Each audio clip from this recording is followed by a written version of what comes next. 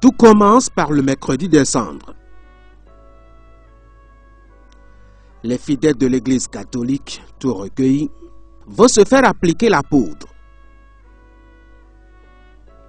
C'est la première étape importante d'une longue marche qui devra durer tout le temps des 40 jours suivants de la vie du catholique. C'est la journée symbole du rappel aux chrétiens de la vanité de sa nature humaine. Le mercredi des cendres, on rappelle aux chrétiens qu'ils sont poussière, selon l'ancienne formule. Ils sont poussière et ils doivent retourner à la poussière. Et le souffle de Dieu qu'ils portent lui rappelle que malgré qu'il a été créé par la poussière, à travers la poussière, il porte en lui la vie de Dieu.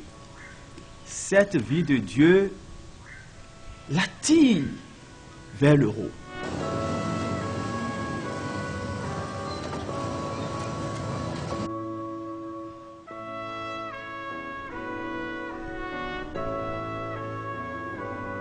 Chaque année, quand on utilise les rameaux, l'année suivante, on récupère les rameaux du dimanche des rameaux et puis on les brûle pour les réduire en cendres. Et ce sont ces cendres qu'on utilise pour l'imposition des sangs. En recevant la cendre, le catholique accepte sa nature dans ses aspects aussi bien humains, donc limités et vains dans le temps, que divins à travers l'esprit de son Créateur qu'il porte en lui. Mais pour la connexion entre les deux, il lui a demandé l'effort de pénitence pendant ce temps qui précède le jour de résurrection du Seigneur. C'est le temps de carême. Le carême vient d'une expression latine quadragesima dies, ce qui signifie 40e jour. C'est 40e jour avant Pâques. En ce sens que on commence à préparer Pâques 40 jours avant de la célébrer. Et donc, quand on parle de carême, carême renvoie à ces 40 jours qu'on prend pour célébrer Pâques. Donc, concrètement, carême, c'est 40.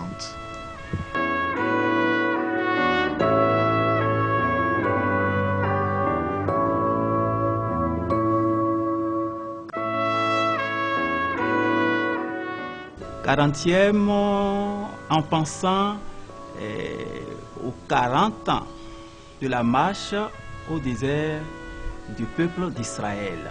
Le peuple d'Israël, après la sortie d'Égypte, a marché 40 ans à travers le désert et avant d'aller sur la terre promise. Jésus, qui est le nouveau Moïse, le chef du nouveau peuple de Dieu, avant de commencer sa mission, après son baptême et avant de commencer sa mission, a aussi fait l'expérience du désert. Il a jeûné pendant 40 jours au désert. Nous sommes dans Luc 4:1 et dans Matthieu 4:1.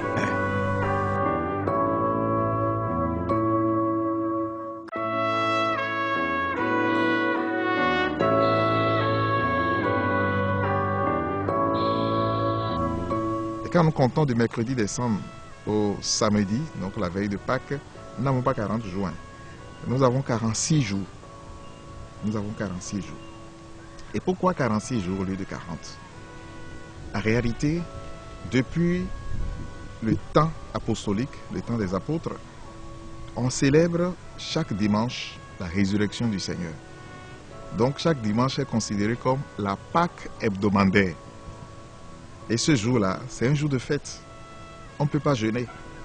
Donc, puisque le temps de carême, c'est un temps de jeûne et de prière, on enlève les dimanches qui gardent le caractère de Pâques hebdomadaire. Et on ne célèbre pas le jeûne, on ne jeûne pas le dimanche. Donc, en extrayant les 6 dimanches, nous avons 40 jours. Voilà pourquoi de mercredi des cendres au samedi saint, ça fait exactement 40 jours. Donc, le carême finit et on entre dans la veillée pascale.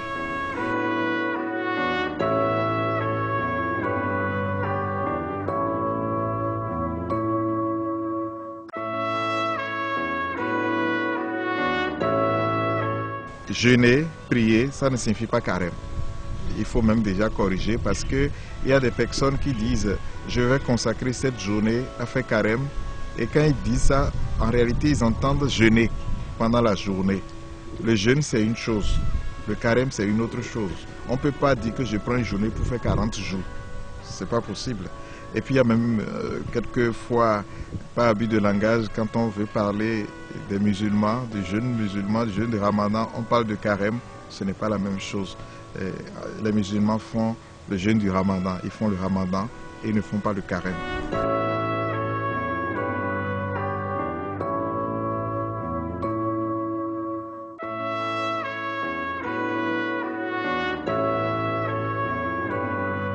D'abord, quand vous prenez la Bible et que vous fouillez dans le Nouveau Testament, il n'y a pas de témoignage de carême vécu par les apôtres de Jésus.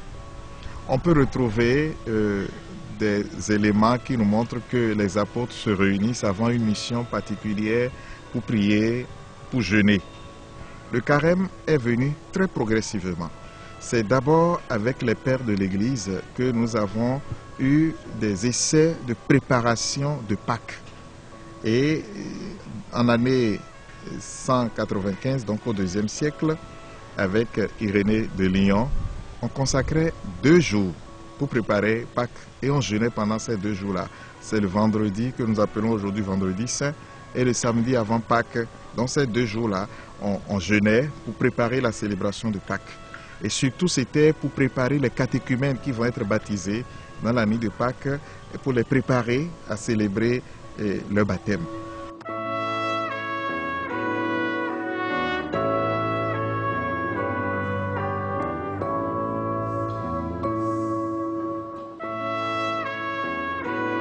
Progressivement, on est allé jusqu'à une semaine, ce que nous appelons aujourd'hui la semaine sainte. Et on prenait toute cette semaine pour jeûner, pour prier, pour faire ascèse et pour se préparer à célébrer Pâques, toujours avec les catéchumènes. Et puis on associait tous les baptisés, parce que Pâques c'est pour tout le monde. C'est la célébration du passage des ténèbres à la lumière, du passage de la mort à la résurrection de notre Seigneur Jésus-Christ. Donc c'est la célébration de notre identité chrétienne. Donc on associait tout le monde. Et avec le temps, on va passer à 3 semaines. Et à 3 semaines, c'est toujours pour marquer chaque semaine les scrutins, la préparation pour le baptême, dans ce que nous appelons aujourd'hui les étapes qui préparent les catéchumènes à célébrer leur baptême.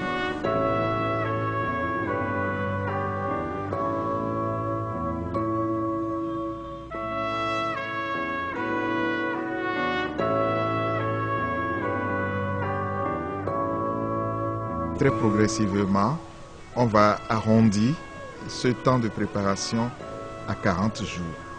Et c'est là qu'il y aura quelques liens avec les Écritures saintes, parce que dans l'Ancien Testament, le peuple d'Israël a passé 40 jours de traversée du désert avant d'entrer en terre promise. Donc en référence à ces 40 années, on a choisi 40, et puis symboliquement.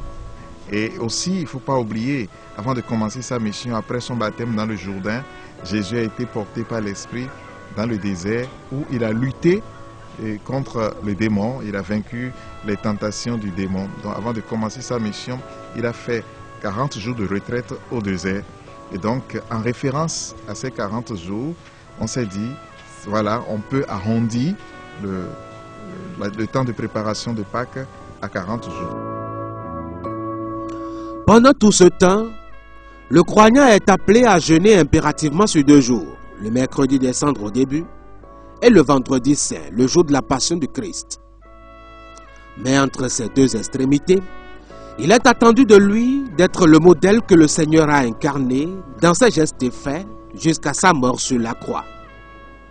Déjà, il faut considérer le carême comme un temps de retraite vraiment.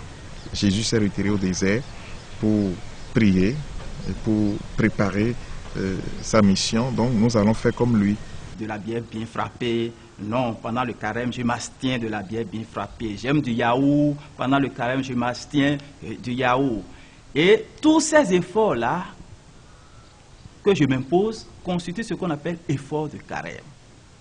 on met ça à part pour pouvoir les convoyer vers les centres de santé, vers les orphelinats, vers les nécessiteux.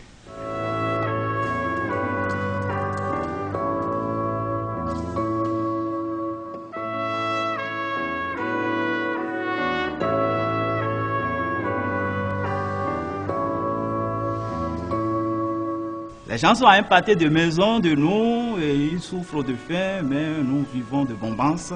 Pendant le temps de carême, on active cette sensibilité envers ces personnes-là et on se rappelle cette faim qu'on s'impose pendant le temps de carême, cette faim qu'on s'impose pendant le temps de carême nous permet de sentir ce qu'un affamé sent dans son corps. Et cela réveille en nous la sensibilité envers cette tranche de personnes de la société vis-à-vis de qui nous affichons une indifférence. Bon, quelquefois quand on dit partager, il ne faut pas seulement s'arrêter au matériel. Partager sa joie avec l'autre. Partager ce qu'on sait, ce qu'on peut faire avec l'autre.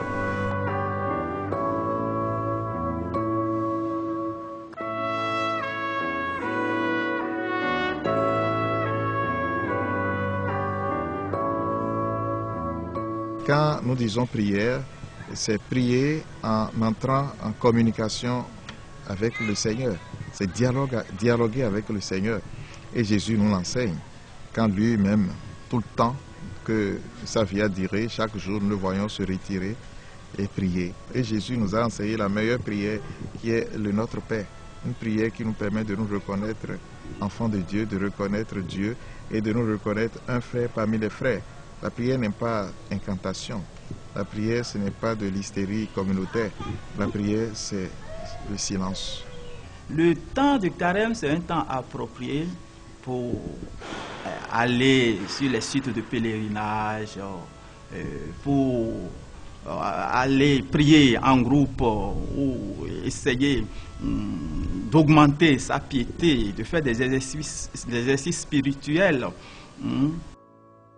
La deuxième plus grande étape importante de ce temps de carême, c'est la Semaine Sainte, précisément les 3 derniers jours que le Christ a passé avec les hommes en tant que chair. Cela commence par le jeudi saint, le jour du dernier repas avec les apôtres. Dieu ne nous donne pas des choses, il se donne. Ceci est mon corps, ceci est mon sang. Il se donne complètement à nous. Voilà. Le pieux pélican. Voilà, le pieux pélican, c'est, je crois, un poème de Musset, frère de Musset, qui montre que un pélican ayant fouillé les mers pour donner à manger à ses petits, n'ayant rien trouvé, avec son bec, s'est perforé pour se donner à manger. Et donc c'est une image qui montre le Christ qui s'offre pour ses amis. Et un autre acte qu'il a posé, c'est le lavement des pieds. Le lavement des pieds. Et ce lavement des pieds peut indiquer d'abord la nécessité et l'urgence de la purification. Et la purification est nécessaire pour avoir une part avec le Seigneur. C'est-à-dire pour participer à son corps et à son sang. Alors, mais l'autre élément, c'est quoi? C'est que la purification au sens chrétien, ce n'est pas, comme je disais, une forme d'héroïsme.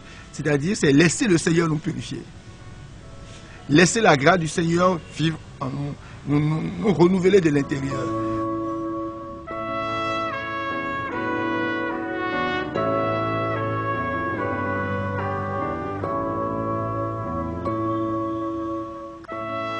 Le vendredi saint est quand même central, dans le sens où le Christ nous a sauvés par sa mort. Par sa mort, il a tué la mort.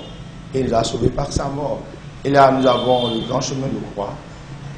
Et tous les chrétiens, même ceux qui ne vont plus à l'Est, tout le monde cherche à faire ce chemin de croix. Mais ce n'est pas une question de rite, et c'est une question d'entrer dans un mystère. Et il y a la célébration de la Passion. Donc, il n'y a pas de célébration eucharistique le vendredi saint. Et la couleur portée par les prêtres, c'est le rouge. Le rouge, le ventre du Saint.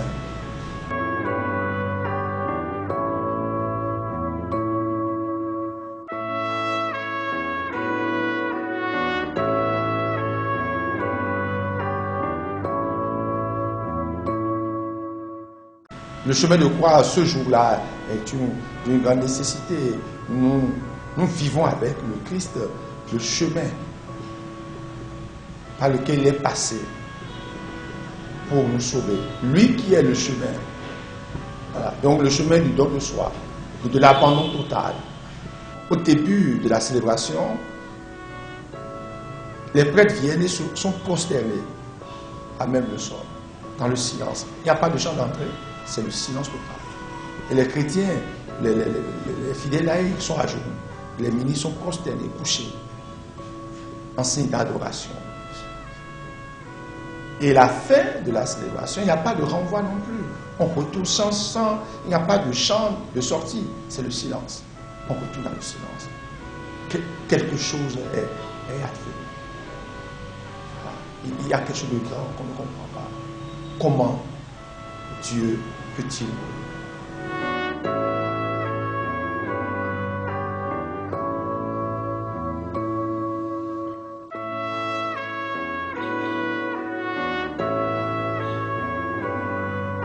Ce samedi saint, c'est le seul jour de l'année où il n'y a pas de célébration. La liturgie ne prévoit aucune célébration, sinon la liturgie des heures et le grand silence. C'est le temps des grandes interrogations. Voilà le Seigneur qui a vécu avec ses apôtres et qui a ressuscité Lazare, qui a ressuscité des morts, qui a guéri. Le voilà dans le ventre de la terre. Que va-t-il se passer? Les grandes interrogations.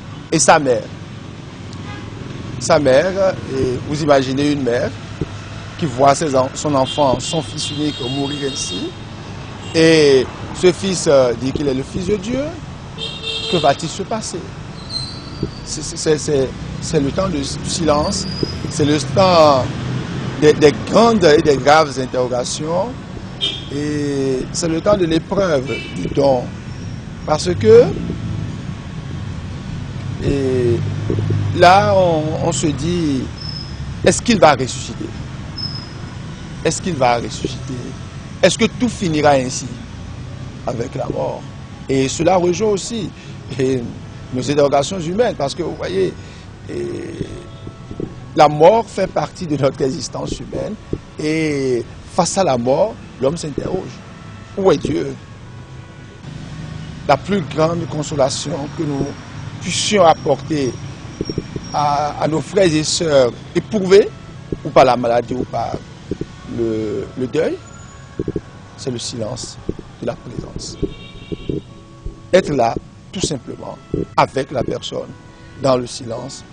Et ça fait plus de bien que les logorées, les flux de paroles.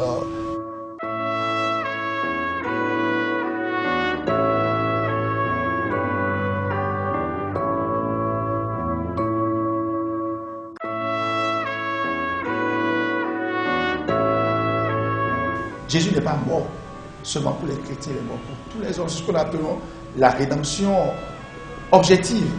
Il a acquis le salut pour tous les hommes. Il est le sauveur de tous les hommes. Il s'agit donc que chacun s'approprie ce salut. Mais nous prions pour tous les hommes. Et voyez le centurion de l'armée romaine sur la croix, il dit vraiment, celui-ci était le Fils de Dieu. Christ est ressuscité d'entre les morts. Alléluia. Au silence des grandes et graves interrogations du samedi, vont progressivement succéder la grande joie de la résurrection et la lumière de la grande victoire sur les ténèbres et la mort. C'est la fête de Pâques, le fondement principal de la chrétienté et de la promesse d'une vie dans les cieux après la mort.